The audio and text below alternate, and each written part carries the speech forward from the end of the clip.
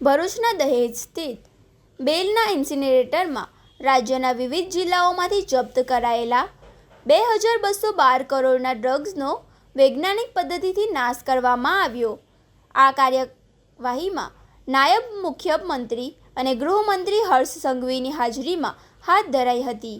રાજ્યના 23 જિલ્લાઓમાં નોંધાયેલા ડ્રગ્સના 887 કેસોમાંથી જપ્ત કરાયેલા માદક પદાર્થોનો આ નિકાલ કરવામાં આવ્યો હતો.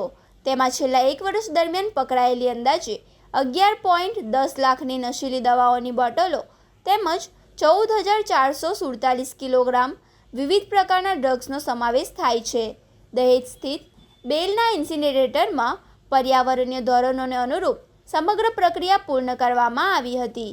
આ પ્રસંગે રાજ્યના DGP Gyanendrasinh Malik, K L. Rao, Gautam Parmar, Sandeepsinh, Bharuch collector, SP સહિત ઉચ્ચ પોલીસ અધિકારીઓ અને સંબંધિત વિભાગોના વરિષ્ઠ અધિકારીઓ પણ હાજર રહ્યા હતા. રાજ્ય સરકાર દ્વારા ડ્રગ્સ વિરુદ્ધ ઝીરો ટોલરન્સની નીતિ હેઠળ સમગ્ર કાર્યવાહી કરવામાં આવી રહી છે. આ પગલું ડ્રગ્સના નેટવર્ક સામેથી કાર્યવાહીમાં વધુ એક મહત્વપૂર્ણ કડી તરીકે જોવામાં આવી રહ્યું છે. હર્ષ સંઘવીએ આનંદ એન્કાઉન્ટર, રાજ્યમાંથી ઝડપાયેલા 13 આતંકવાદીઓ અને અમદાવાદ ફેક્ટરી બ્લાસ્ટ અંગે નિવેદન આપ્યું હતું. ગુજરાતમાં ડ્રગ્સ પકડવા સાથે આરોપીઓને સજા આપવાનો પણ દર અહીં 65% હોવાનું હર્ષ સંઘવીએ કહ્યું હતું. ગૃહમંત્રીએ આ તબક્કે રાજ્યના 278 પોલીસ અધિકારીઓને 60 લાખના ઇનામના ચેક આપી સન્માનિત કર્યા હતા.